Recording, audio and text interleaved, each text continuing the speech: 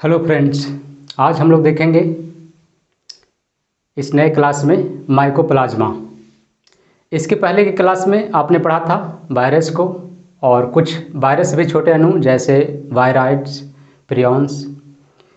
तो आइए देखते हैं कि माइकोप्लाज्मा क्या है इस क्लास में।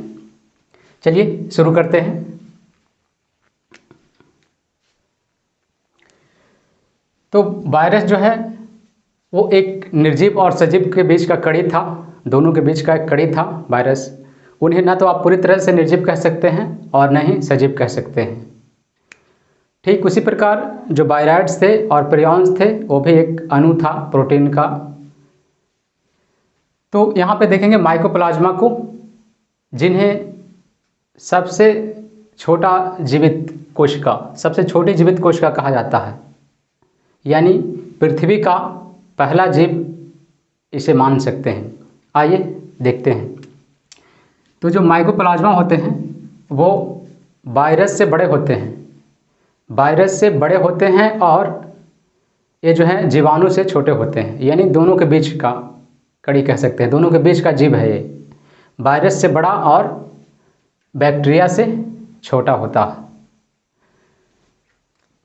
है। माइकोप्लाज्मा की जो खोज किए थे वो पास्चर ने किए थे पशुओं के प्लूरा निमोनिया रोग में।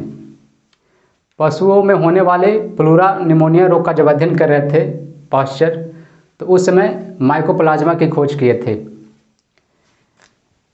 1898 में नॉकार्ड और रॉक्स, दो फ्रांसीसी वैज्ञानिकों ने माइकोप्लाज्मा को आइसोलेट किया, मतलब कि जो है प्लूरोनिमोनिया से जो है इसको बाहर निकाला।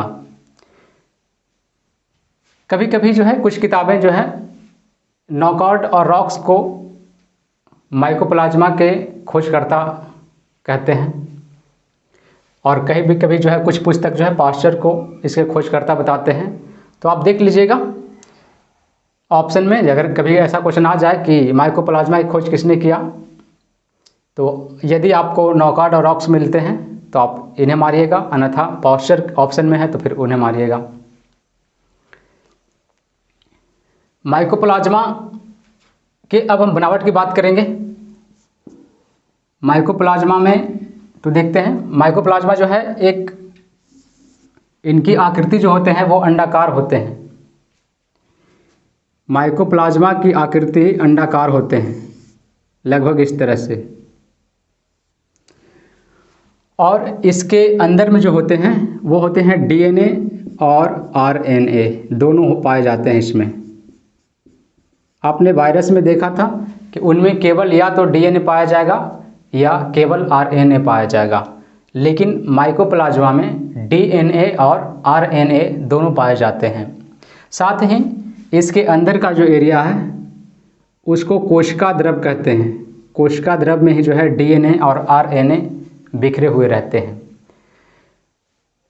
वायरस में जो है बाहरी घेरा में जो है उसका कोशिका झिल्ली नहीं पाया जाता, वायरस में कोशिका नहीं पाया जाता था, लेकिन माइकोप्लाज्मा में जो है कोशिका झिल्ली पाए जाते हैं। इसका बाहरी घेरा जो है वो कोशिका झिल्ली से घिरे होते हैं।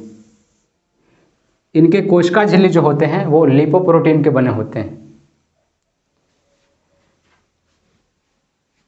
तो माइकोप्लाज्मा में कोशिका झिल्ली पाए जाते हैं, अंदर का जो क्षेत्र है वो कोशिका द्रव होता है, तो इसमें कोशिका द्रव भी पाए जाते हैं। और इसके अंदर में जो है डीएनए और आरएनए दोनों रहते हैं। साथ ही इसके कोशिका द्रव में जो है राइबोसोम भी पाए जाते हैं। आपने जाना होगा राइबोसोम, जिन्हें प्रोटीन की फैक्ट्री कहा जाता है, राइबोसोम में जो है प्रोटीन बनते हैं। तो माइकोप्लाज्मा में राइबोसोम पाए जाते हैं उसके कोशिका द्रव में। हाँ, माइकोप्लाज्मा में कोशिका भित्ति नहीं पाए जाते, माइकोप्लाज्मा में कोशिका भित्ति नहीं पाए जाते। दरअसल कोशिका भित्ति जो होते हैं वो पादप कोशिका की पहचान होती है, जो माइकोप्लाज्मा में नहीं होता। कोशिका झिल्ली पाए जाते हैं, डीएनए और आरएनए इसके अंदर होते हैं कोशिका द्रव में बिखरे हुए। राइबोसोम पाए जाते हैं कोशिका के द्रव में। ये जो माइकोप्लाज्मा है वो प्रोकैरियोटिक कोशिका है, क्योंकि इसके केंद्रक जो है विकसित नहीं रहते, इसलिए इन्हें प्रोकैरियोटिक कोशिका के अंतर्गत रखा जाता है। माइकोप्लाज्मा मृतजीवी और परजीवी दोनों होते हैं। मृतजीवी का मतलब हुआ कि ये मरे हुए जीवों से भी अपना भोजन ग्रहण कर सकते हैं, और परजीवी का मतलब हुआ कि जिंदे जीवों के शरीर में रहते हुए भी भोजन को ग्रहण कर सकते हैं। तो ये थी बनावट माइकोप्लाज्मा की, और आकार की दृष्टि से देखिएगा तो ये वायरस से बड़े हो जाते हैं और बैक्टीरिया से छोटे हो जाते हैं, दोनों के बीच का जीव है। पहले माइकोप्लाज्मा को जो है बैक्टीरिया ही माना जाता था, लेकिन 1966 में जो है 1966 में इसे बैक्टीरिया से हटा करके, बैक्टीरिया के वर्ग से हटा करके मॉलिक्यूट्स वर्ग में रखा गया, एक अलग वर्ग बना दिया गया था, मॉलिक्यूट्स। तो माइकोप्लाज्मा बैक्टीरिया नहीं है। उसके बाद देखेंगे इनके लक्षण, माइकोप्लाज्मा के क्या लक्षण है। तो पहला है बहुरूपी। माइकोप्लाज्मा बहुरूपी होते हैं, यानी अपने रूप को जो है ये बदलते रहते हैं बार बार। इनकी कोई आकृति खास नहीं होती, कभी गोलाकार, कभी अंडाकार, कभी कुछ और। तो रूप बदलने के कारण जो है माइकोप्लाज्मा को पादप जगत का जोकर कहा जाता है, पादप जगत का जोकर, क्योंकि ये बार बार जो है अपना रूप बदलते हैं, अपना आकार बदलते हैं। टेट्रासाइक्लिन से प्रभावित माइकोप्लाज्मा को जो है टेट्रासाइक्लिन जो एंटीबायोटिक्स है उससे निष्क्रिय किया जा सकता है। उसके अलावे अन्य मतलब जो अन्य जो क्या कहते हैं उसको, पेनिसिलिन एंटीबायोटिक्स जो है, अन्य एंटीबायोटिक्स में जो पेनिसिलिन है उससे भी जो है माइकोप्लाज्मा प्रभावित होते हैं। उसके अलावे टेट्रासाइक्लिन के से भी जो है ये प्रभावित होते हैं, इसके द्वारा जो है इसे निष्क्रिय किया जा सकता है। वायरस और जीवाणु के बीच का जीव है।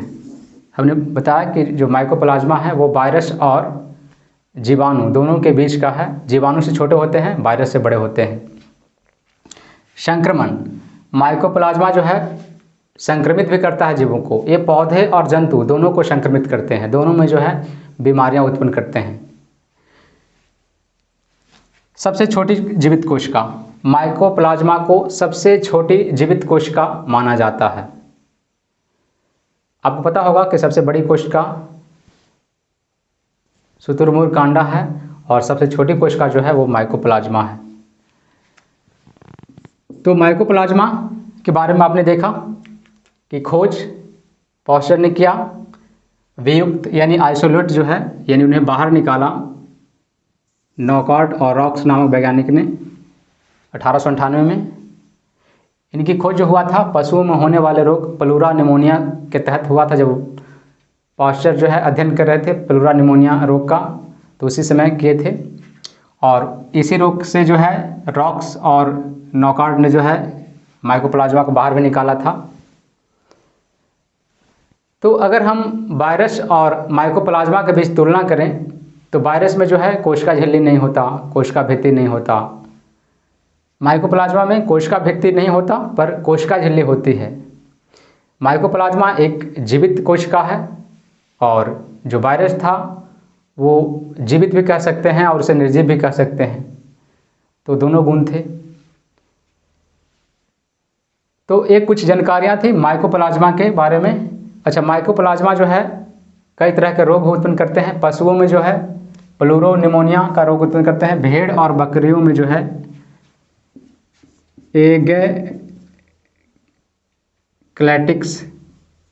क्लैटिया रोग उत्पन्न करते हैं, क्लैटिया रोग उत्पन्न करते हैं जो भेड़ और बकरी में होता है, ये उनके फेफड़ा से जुड़े होते हैं। उसके बाद मनुष्य में जो है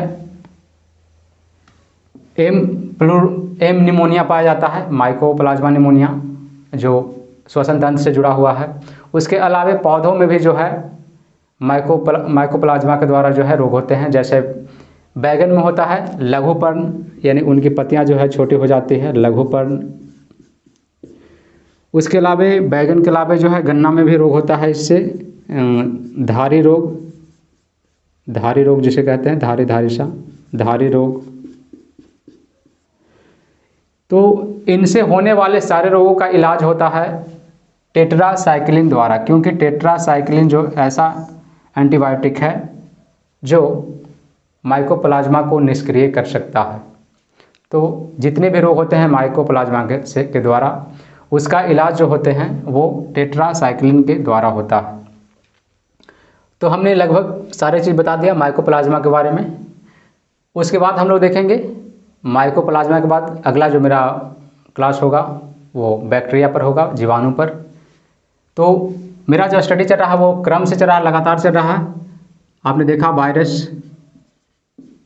वायरस के बाद हमने माइकोप्लाज्मा लिया जो इससे बड़ा था वायरस से, माइकोप्लाज्मा।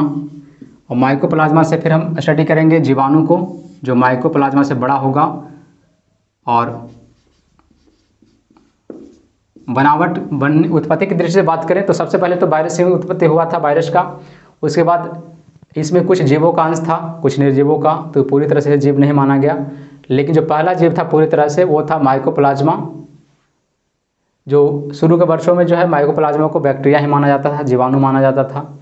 लेकिन बाद में जो है 1966 में इसे जीवाणु से हटा करके एक अलग वर्ग में मॉलिक्यूल्स में रखा गया जिसका वंश माइकोप्लाज्मा है। और माइकोप्लाज्मा के बाद जो है इसे थोड़ा सा बड़े जीव की विकास हुआ जो हुआ बैक्टीरिया यानी जीवाणु। तो आने वाले दिनों में हम लोग देखेंगे जीवाणु को पढ़ेंगे। तो तब तक के लिए इतना ही, धन्यवाद।